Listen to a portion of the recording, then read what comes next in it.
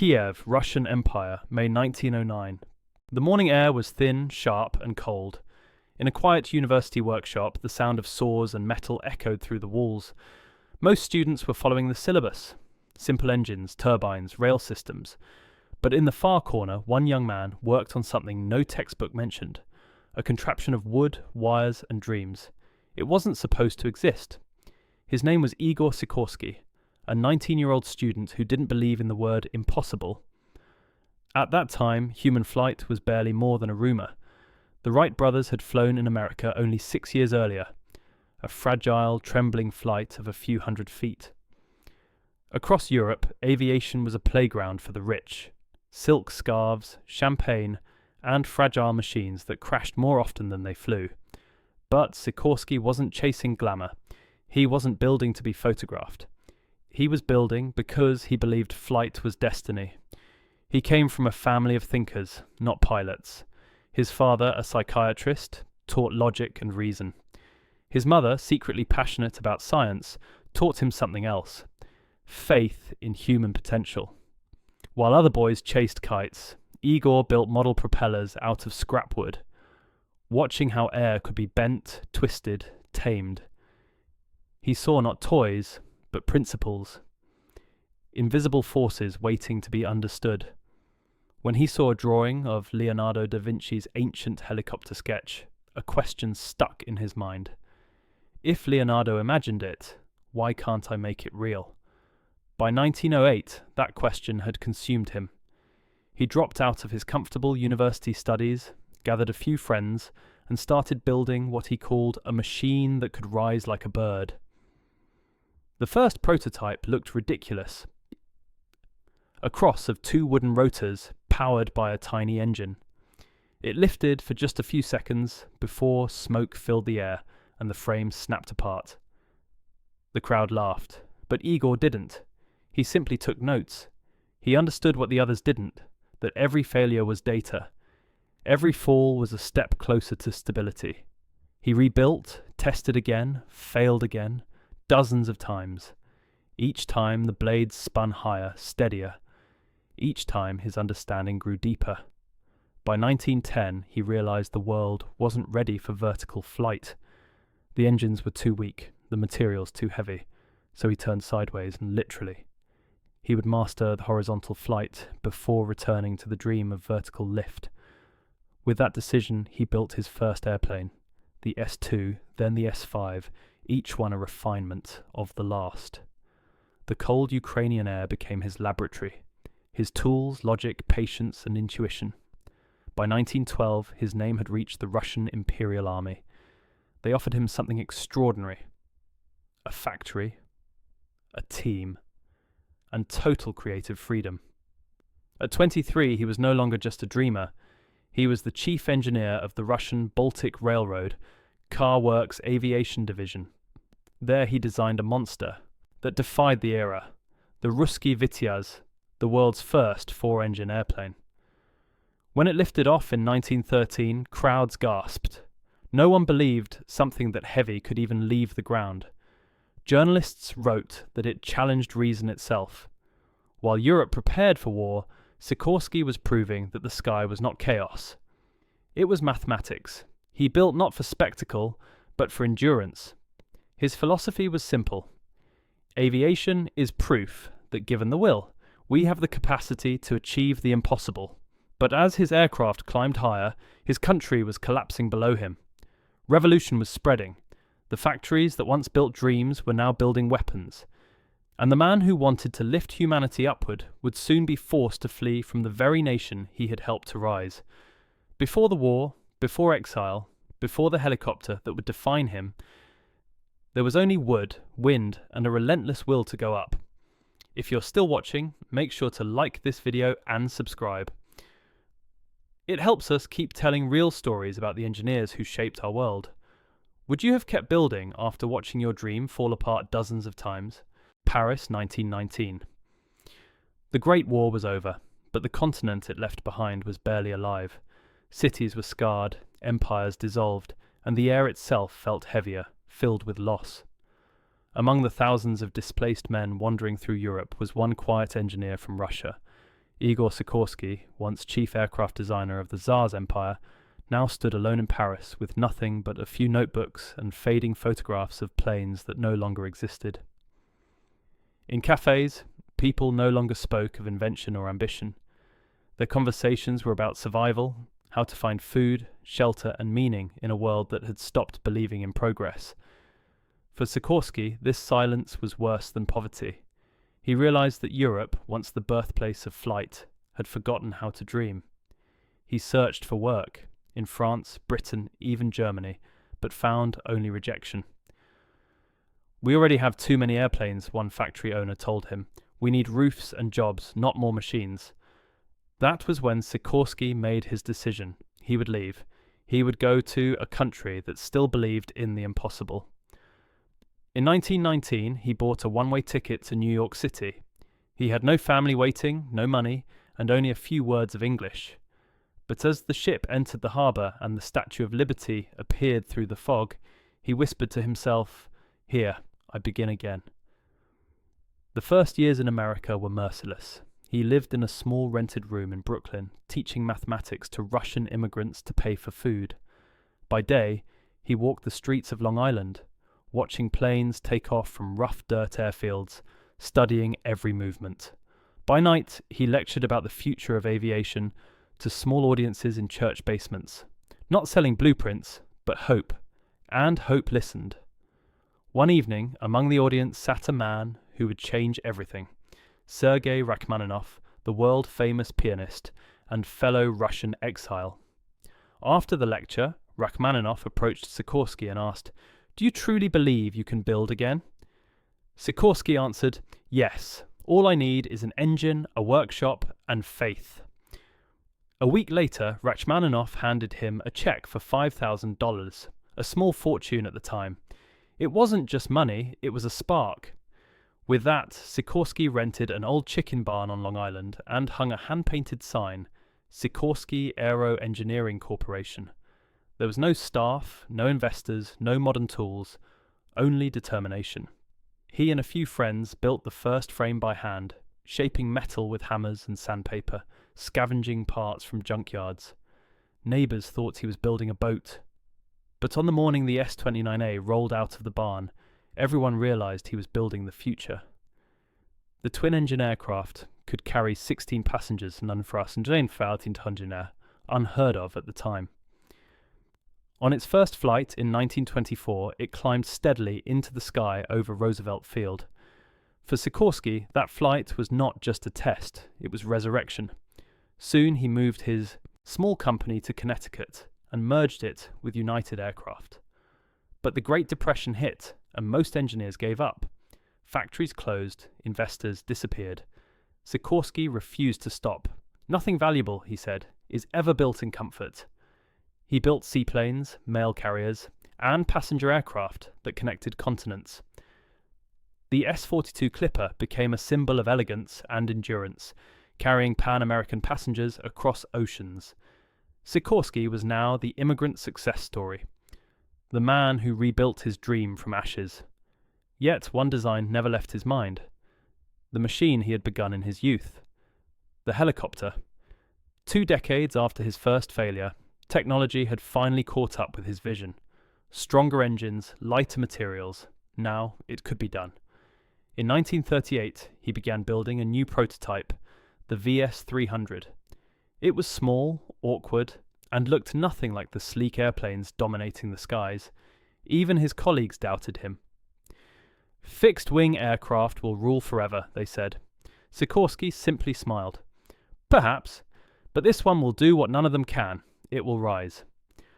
On September 14th, 1939, in a quiet field in Stratford, Connecticut, the VS-300 lifted into the air. It hovered, shaking, unstable, but alive. For the first time in history, a man controlled vertical flight. He didn't just build a machine, he built proof that persistence could conquer gravity itself. What about you? How many times could you start over before giving up on your dream? Stratford, Connecticut, 1941. The sound of the VS-300's rotor filled the hangar with a new kind of thunder. Not the roar of an engine or the whine of a fighter plane, but a rhythmic, pulsing heartbeat. Sikorsky stood under the spinning blades, coat flapping in the wind as his prototype trembled above the ground. The machine stayed aloft, steady, obedient to his hand. For the first time, flight wasn't a charge forward, it was control. The world outside was burning again. Europe was at war, and America was preparing to join. But Sikorsky didn't want to build machines that destroyed. He wanted machines that rescued. He told his engineers, if a man is down in the ocean or trapped in the mountains, the helicopter can reach him. That sentence would define the rest of his life. The first production helicopter, the VS-316, later designated the R4, became reality in 1942. It was small, a bubble cockpit, open frame, 2 seats, but it worked. The US Army took notice. In a world of airplanes that needed runways, this machine could rise from anywhere and land anywhere. It could hover over jungles, pull men from sinking ships, and deliver supplies to places no aircraft had ever reached. It was a revolution born not from destruction, but from necessity. By 1944, Sikorsky's helicopters were being tested in the Pacific. They were awkward, slow, and noisy. But when they arrived, lives were saved. Pilots stranded behind enemy lines, sailors adrift in shark-infested waters, wounded soldiers stuck on cliffs. All were pulled to safety by the spinning wings of an idea born 30 years earlier in a Russian backyard. Reporters came to photograph the strange new machines. Soldiers called them angels. One wrote in his diary, "You don't realize what hope sounds like until you hear that rotor." Sikorsky read those words years later and said quietly, "That's all I ever wanted, to make flight serve life." Back at the factory, he watched production lines fill with aircraft stamped with his name, Sikorsky R4, R5, R6. He was now part of America's defense industry, yet his office was simple, just blueprints, notes, and a small orthodox cross on the wall. He wasn't chasing fame or fortune. He saw his machines as instruments of mercy, not monuments of power. The world had learned to fly for war. Sikorsky was teaching it to fly for humanity. If you've made it this far, don't forget to like this video and subscribe. It helps us tell more real stories of the people who built our modern world. Do you think technology can stay pure? Or does every invention eventually serve both good and evil? America, 1946. The war was over, the factories were silent, and millions of soldiers were coming home. Most engineers turned to luxury, to comfort, to profit. But Igor Sikorsky wasn't finished. He had seen what his helicopter could do on the battlefield, and he knew it had only begun to show its purpose. The military wanted faster planes, jets that could break the sound barrier. Sikorsky focused instead on saving lives. He redesigned his wartime R-series into new civilian models. Helicopters that could lift doctors, stretchers, and supplies. Hospitals called, oil companies called, the Coast Guard called. For the first time in human history, flight was no longer just about reaching somewhere. It was about reaching someone. The S-51 became the first commercial helicopter in America. Newspapers called it the machine that defies traffic. It could rise from city rooftops, fly above rivers, and land beside highways. People watched in disbelief as it hovered above Manhattan, the skyline shimmering beneath its spinning blades. Sikorsky himself piloted demonstration flights, smiling behind the controls like a man meeting an old friend. He said softly to a reporter, "I built it for peace, not for war." Throughout the late 1940s and 1950s, his company transformed the helicopter from a curiosity into an industry. The S-55, S-58, and H-19 Chickasaw carried soldiers in Korea, rescued climbers in the Alps, evacuated flood victims, and transported presidents. The White House fleet, known today as Marine One, was born from Sikorsky's designs. Each new model pushed higher, lifted heavier, and flew farther. Not because of government contracts, but because Sikorsky believed flight had to serve human dignity. He often walked the factory floor quietly, greeting workers by name, touching the metal frames as if they were alive. To him, every bolt and blade carried a purpose. A machine is only as great as the good it does. When asked why he never retired, he said, "Because the helicopter has not finished its work." By the late 1950s, Sikorsky's aircraft had crossed every ocean and saved thousands of lives. From the frozen Arctic to the burning jungles of Southeast Asia, they had become the universal symbol of hope. When a storm raged, or a ship sank, or a fire consumed a mountain, there was one sound the survivors waited for: the thumping rhythm of a Sikorsky rotor. Igor Sikorsky had built a machine that refused to die because it had learned to carry the living. What about you? Do you think true innovation comes from genius or from compassion? Stratford, Connecticut, October 1957. Inside the hangar of the Sikorsky aircraft plant, the air smelled of oil and metal. Workers in blue coveralls moved between helicopters, marked with military codes and rescue insignias. At the far end, sitting quietly at his desk, was a thin man with silver hair, writing in a small notebook. His hand trembled slightly, but his words were steady. It was Igor Sikorsky, now 68 years old, still designing, still dreaming. He no longer flew his own machines. The engineers around him were younger, faster, trained on slide rules and early computers. But every time a new rotor turned for the first time, they called him out of his office. He would watch, smiling faintly, as the blades began to spin. For him, flight was not about power or speed, it was about faith. He once said, "The work of the individual still remains the spark that moves mankind forward." And he lived that sentence every day of his life. Even in his later years, Sikorsky spoke often about his belief in purpose. He told students that aviation was proof that humanity was meant to rise, not just physically, but spiritually. He said that the greatest flight of all was the lifting of the human spirit toward truth. That faith guided every bolt, every blueprint, every machine that carried his name. By the time of his death in 1972, Sikorsky's helicopters had circled the globe. They rescued climbers from Everest, soldiers from Vietnam, explorers from the poles, and sailors from the sea. They became symbols not of war, but of mercy. When NASA launched astronauts into space, the helicopters waiting to recover them after splashdown were Sikorsky's. In a sense, every time humanity reached for the stars, his hands were still holding the sky. Today, the company he founded still bears his name. Its aircraft fly for presidents, soldiers, doctors, and rescuers. And though technology has evolved, rotors replaced, controls computerized, the philosophy remains unchanged, that machines exist to serve life. Each thump of a rotor is a heartbeat from the man who once dreamed of rising straight up into the clouds. Sikorsky's story isn't just about invention. It's about what happens when a dream survives exile, war, and doubt. When an idea refuses to die because its purpose is larger than its creator. He taught the world that flight was not about escaping the earth, but about lifting humanity above its limits.